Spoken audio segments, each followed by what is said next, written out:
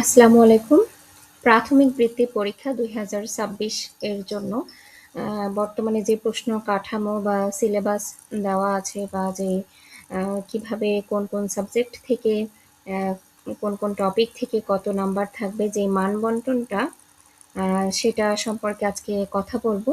কারণ তোমাদের বৃত্তি পরীক্ষা আ হবে হয়তো আগামী ডিসেম্বর মাসেই।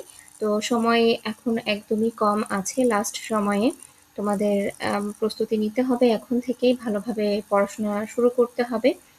যেহেতু প্রথম প্রান্তিক পরীক্ষা হয়ে গেছে, সামনে দ্বিতীয় প্রান্তিক পরীক্ষা হবে, তারপরে আবার তৃতীয় প্রান্তিক যেটা বার্ষিক পরীক্ষা, এবং ফাইনালি তোমাদের বৃত্তি পরীক্ষাটা হবে শেষ করে বার্ষিক পরীক্ষার পরেই।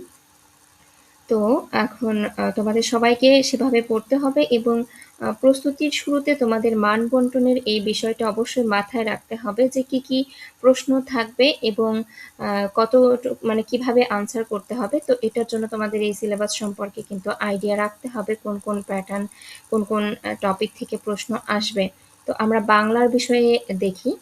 প্রথমেই ১ নম্বরে যেটা থাকবে সেটা হচ্ছে কবি এবং কবিতার নাম সহ কবিতার প্রথম ৮ লাইন।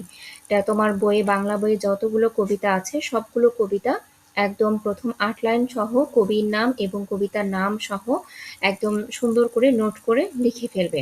তো এটাতে থাকবে হচ্ছে ১০ নাম্বার। তারপরে যত শব্দের অর্থ আছে সেই শব্দের অর্থ থাকবে, এবং তোমার মনে রাখতে হবে বৃত্তি পরীক্ষাতে কিন্তু কোনো অপশান থাকে না। প্রশ্নে কোনো অপশান থাকে না, যদিও আমাদের প্রান্তিক পরীক্ষা যেগুলো হয়ে থাকে প্রথম, দ্বিতীয়, তৃতীয়, এগুলাতে প্রশ্নের অপশান থাকে, কিন্তু বৃত্তি পরীক্ষায় কিন্তু কোনো প্রশ্নের অপশান থাকে না। তো এখানে শব্দের অর্থের মধ্যেও ৫টা শব্দের অর্থ থাকবে, ৫টারই উত্তর দিতে হবে। প্রত্যেক শব্দের অর্থের মান হচ্ছে থাকবে তোমার ১ নাম্বার করে। আবার বাক্য গঠন যেটা, সেটাও কিন্তু ৫টা করেই থাকবে। এটা সবগুলোই কিন্তু বইয়ের ভিতর থেকে থাকবে, বইয়ের বাইরে থেকে কিছুই থাকবে না। তারপরে হচ্ছে শূন্যস্থান। শূন্যস্থান পূরণ ৫টা থাকবে। এরপরে বহুনির্বাচনী প্রশ্নের উত্তর। মূল বই ভালোভাবে পড়লে এই প্রশ্নের উত্তরগুলো তুমি ইজিলি দিতে পারবে। তারপরে হচ্ছে তোমার বিপরীত শব্দ বা সমার্থক শব্দ। এটাও বইয়ের ভিতরের থেকেই থাকবে, এবং সংক্ষিপ্ত উত্তর প্রশ্ন। ৪টা প্রশ্ন থাকবে, ৪টারই উত্তর দিতে হবে, যেখানে প্রত্যেক প্রশ্নের মান হচ্ছে থাকবে ২ করে। তো টোটাল হচ্ছে ৮ নাম্বার। তারপর বিস্তৃত উত্তর প্রশ্ন, অর্থাৎ এটা একটু বড় প্রশ্ন হবে। এখানে হচ্ছে প্রত্যেক প্রশ্নের নাম্বার আছে হলো ৫ নাম্বার, ৩টা লিখতে হবে, ১৫ নাম্বার টোটাল। তারপরে হচ্ছে কবিতা বা গদ্য অনুচ্ছেদের মূল ভাব লিখন, অর্থাৎ আমি যদি কোনো কবিতা পড়ি, সেই কবিতার মূল ভাবটা কি সেটা আমার ভালোভাবে পড়তে হবে। অর্থাৎ প্রত্যেকটা কবিতার মূল ভাব এবং যতগুলা গল্প আছে, গদ্য আছে, সবগুলা গদ্যের মূল ভাব তোমার মনে রাখতে হবে, এবং এটা ভালোভাবে নোট করে, তুমি নোট ডাউন করে, এখন থেকেই নোট ডাউন করে এগুলা লিখে রাখো। তাহলে তোমার পরীক্ষার প্রস্তুতির জন্য তোমার জন্য সহজ হবে, তুমি সুন্দরভাবে প্রস্তুতি নিতে পারবে। তারপরে ভাষারীতি পরিবর্তন, পদ নির্ণয়, ক্রিয়ার কাল, এটা হচ্ছে তোমার ব্যাকরণ পাঠের মধ্যে পড়ছে, এটা বইয়ের মধ্যে আছে অনেক কিছুই। তারপরে হচ্ছে অনুচ্ছেদ, পাঠ্য বই বা সমমানের পড়ে প্রদত্ত নির্দেশনা অনুসারে প্রশ্ন তৈরি করুন। প্রদত্ত অনুচ্ছেদে বিরাম চিহ্ন প্রয়োগ, ৫টি থাকবে, ৫টিরই উত্তর দিতে হবে। এটা তোমরা মানে অলরেডি তোমরা পরীক্ষা দিয়ে এসেছো, তোমরা জানো এটা কি ধরনের প্রশ্ন হয়ে থাকে। যেমন তোমার কোনো একটা অনুচ্ছেদ দেয়া থাকলো, সেখানে কোথায় দাড়ি কমা, তোমার কোথায় কি চিহ্ন বসবে, সেই এটা হচ্ছে বিরাম চিহ্ন। আরেকটা হচ্ছে তোমার ওই অনুচ্ছেদ দেওয়া থাকলো, প্যাসেজ দেওয়া থাকলো, সেই প্যাসেজ থেকে তোমাকে প্রশ্ন তৈরি করতে হবে। সেখান থেকে কি কি প্রশ্ন তৈরি করা যায়, কি, কেন, কোথায়, কিভাবে, এগুলো দিয়ে তোমার প্রশ্ন তৈরি করতে হবে। তারপরে যুক্ত বর্ণ বিভাজন এবং শব্দ গঠন, এটাও বইয়ের মধ্য থেকে আসছে।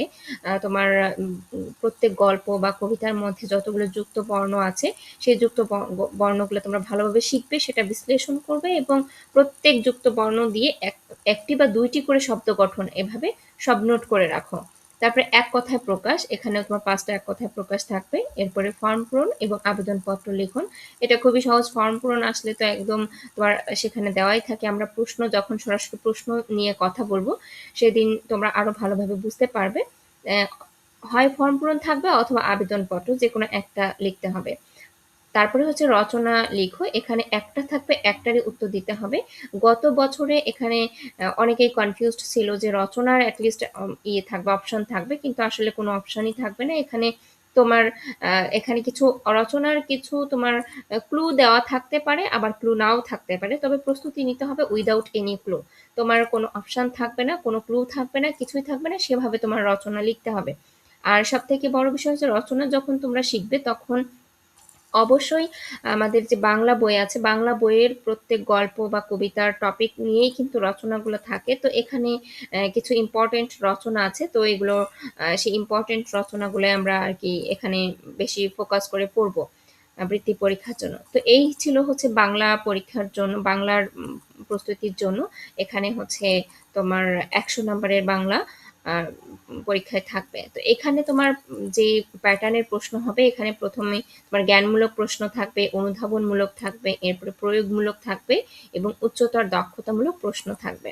তো আশা করি তোমাদের এটা সম্পর্কে যদি ধারণা ক্লিয়ার হয় তাহলে তোমাদের আরো ভালোভাবে তোমরা প্রস্তুতি নিতে পারবে।